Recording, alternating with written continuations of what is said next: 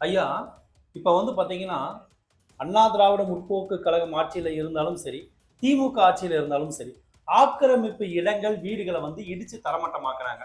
அதுல இருந்து ஒரு மாற்றா வந்து பாத்தீங்கன்னா, நம்ம தாவேகா தலைவர் நான் ஆட்சிக்கு வந்தவுடன், யார் யாரெல்லாம் ஆக்கிரமிப்பு இடத்தில் இருக்கிறார்களோ அவர்களுக்கு வந்து நான் பட்டா தரேன் அப்படின்னாரு. அதை வைத்து பல மக்கள் வந்து பாத்தீங்கன்னா ஓட்டு போட்டாங்க. சரிங்களா? எல்லா பகுதியிலுமே ஓட்டுகள் ஆக்கிரமிப்பு இடங்கள் இருக்குது. சரி ஒரு பட்டா கிடைக்கும் அப்படிங்கிற ஒரு நம்பிக்கையில வாக்கு செலுத்தியவர்கள் நிறைய நபர்கள் இருக்கிறாங்க. அப்படி இருக்கும் பட்சத்தில் அந்த பட்டாங்கிறது அவர்கள் இருக்கும் இடத்துல கொடுக்கறதாக அவர் வாக்கு கொடுத்திருக்காரா, இல்லை மாற்று இடத்துல பட்டா கொடுக்குறாங்களா அப்படிங்கிற ஒரு விஷயம் இன்னும் யாருக்குமே தெளிவா தெரியல. ரெண்டாவது, அவர்கள் இருக்கும் இடத்துல இத்தனை ஆண்டு காலம் தண்ணீருக்கான வரிகளை கட்டி இருக்கிறாங்க, கரண்ட்டுக்கான வரிகளை கட்டியிருக்காங்க, கரண்ட் பில் கட்டியிருக்கிறாங்க, இட வரிகள் கட்டியிருக்கிறாங்க, இவ்வளவு கட்டியிருக்கிறாங்க. அப்ப அரசு ஏன் பட்டா கொடுக்க தயக்கப்படுவதற்கு காரணம் என்ன அப்படிங்கறது இதை கொஞ்சம் விளக்க சொல்லலாங்களா? அதாவது இன்னைக்கு இருக்கிற தாவாக அரசாங்கம்னு கிடையாது. அதாவது திமுக அதிமுக ஆட்சி காலத்துல பாத்தீங்கன்னா அவங்க இங்க ஆக்கிரமிப்பெல்லாம் அகற்ற மாட்டாங்க.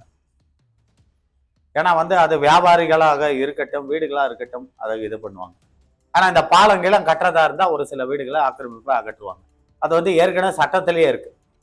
அதாவது நீங்க ஒரு லேண்டை வாங்கினீங்கன்னா உங்களுக்கு பாலம் கட்டணும்னா அந்த இடத்துல ரோடோ பாலமோ வந்தா கவர்மெண்ட் அந்த கொஞ்சம் இடத்த எடுத்துப்பாங்கன்னு சொல்லித்தான் அக்ரிமெண்ட் போது தான் உங்களுக்கு கையெழுத்தே நீங்க போடுவாங்க.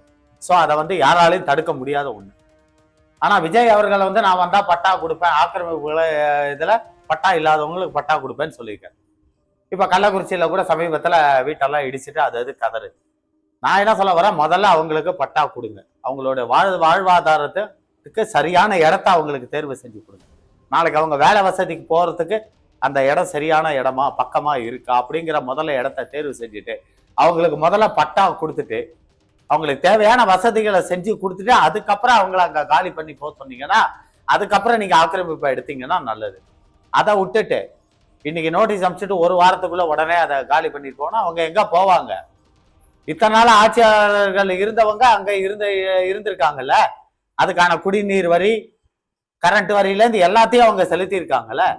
அப்படி இருக்கும்பொழுது 12 வருஷத்துக்கு மேல அவங்க இருந்திருந்தாங்கன்னா அவங்களுக்கு அங்க பட்டா கொடுக்கணும் அதே இடத்துல. அதுதான் ரூல்ஸ் அண்ட் ரெகுலேஷன்ஸ்.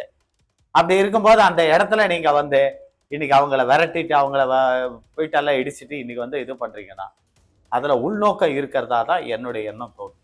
அதாவது வேற ஏதாவது அந்த நகராட்சிக்காக மாநகராட்சி ஆயிடுச்சு. இன்னைக்கு அது கள்ளக்குறிச்சி அதாவது மாவட்டம் ஆயிடுச்சு. இன்னும் பார்த்தா அதுல மாவட்டம் ஆனதே தவிர அதுக்கான வளர்ச்சிகள் எதுவுமே கிடையாது. ஒருவேளை அந்த மாவட்ட வளர்ச்சிக்காக ஏதாவது செய்யற நோக்கம் இருக்கலாம். அப்படி வளர்ச்சி செய்யணுன்ற நோக்கம் விஜய் அவர்களுக்கு இருந்தால் அவர் என்ன பண்ணணும், முதல்ல அங்க பாதிக்கப்பட்ட மக்களுக்கு முதல்ல அங்க எத்தனை பேர் இருக்காங்க அவங்களுக்கு ஒரு நல்ல இடத்த தேர்வு செஞ்சு அவங்களுக்கு பட்டாவை கொடுத்துட்டு அவங்க அந்த வேலை வாய்ப்புக்கு போறதுக்கான ஏதுவான இடமான அதை செலக்ட் பண்ணி எல்லாத்தையும் செஞ்சுட்டு இதை செஞ்சிருந்தாருன்னா நியாயம். அதை உடுத்துட்டு எடுத்தோமா கவுத்தோமா நீ செஞ்சா அவன் எங்க போய் தெருவில் நிற்பான் சொல்லுங்க.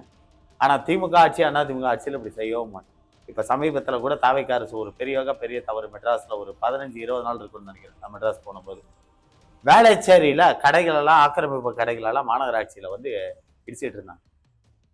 ஒரு அம்மா சொல்லுது, நான் பூ விற்கிறேன், பூக்கடை வச்சிருக்கேன், குப்பை தொட்டிக்கு பின்னாடி தானே வச்சிருக்கேன்.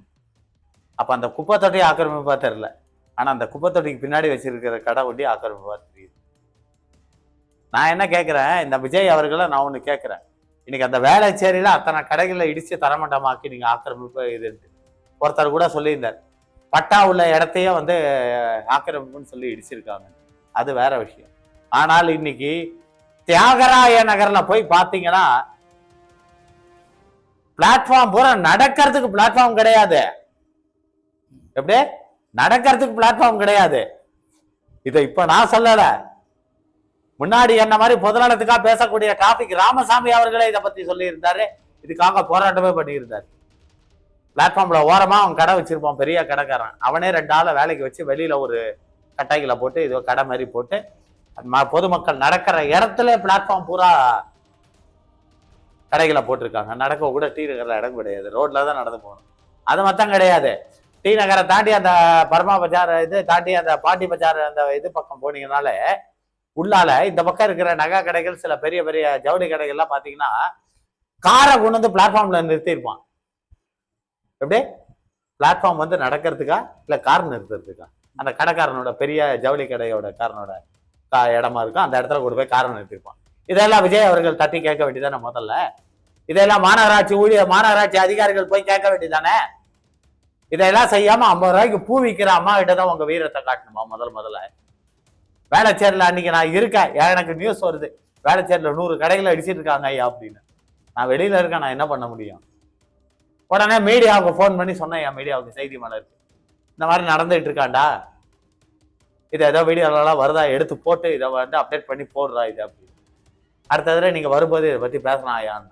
அதுக்கு முன்னாடியே நீங்க அதுக்கு அந்த கேள்வியை நீங்க கேட்டுட்டீங்க, புரியுறதுங்களா? அதனால நான் என்ன சொல்ல வரேன், ஆக்கிரமிப்புகள் அகற்றப்படணும்ன்றது நல்ல காரியம் தான், நான் இல்லைன்னு நான் சொல்றேன். ஆனா அதே சமயத்துல பணக்கார இடத்த நீங்க ஆக்கிரமிச்சீங்கன்னா எந்த வித பிரச்சனையும் கிடையாது. இப்ப தஞ்சாவூர் மாவட்டத்துல பாத்தீங்கன்னா பாபநாசம்னு ஒரு ஊர் இருக்கு, அதுல இருந்து ஐயம்பேட்டைன்னு போற வரைக்கும் பாத்தீங்கன்னா ஃபுல்லா ஆக்கிரமிப்பு இடங்கள் தான். அந்த ரோடே அந்த ஐயம்பேட்டைக்குள்ள குறுகலான சாலை, அதாவது கும்பகோணம் மாயவரம் எல்லாத்துக்கும் போறதுக்கு மெயினான ரூட்டு. இன்னி வரைக்கும் எந்த அரசாங்கமும் அங்க கட்டப்பட்ட வீடுகளுக்கோ கடைகளுக்கோ எந்த வித நடவடிக்கையும் எடுக்கப்படவில்லை. ஒரு சமுதாயத்தை சேர்ந்த மக்கள் அந்த இடத்துல ஃபுல்லா ஆக்கிரமிப்புல தான் வீடை கட்டியிருக்காங்க. அதாவது வீடு கட்டினது கூட பட்டா இடமா இருக்கலாம், ஆனா அவங்க வெளியில கொண்டு வந்த இடம், கேட்டு போடுறது, காம்பவுண்ட் போடுறது எல்லாமே ஆக்கிரமிப்பு.